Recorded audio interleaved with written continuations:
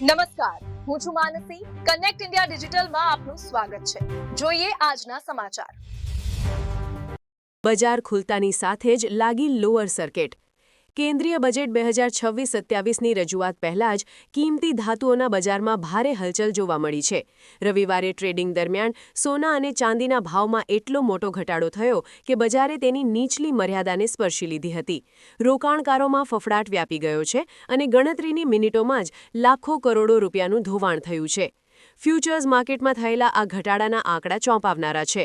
સોનું બીજી એપ્રિલ 2026ની ડિલિવરીવાળું સોનું ₹9,140 6% તૂટીને ₹1,43,205 પ્રતિ ગ્રામ પર પહોંચી ગયું છે.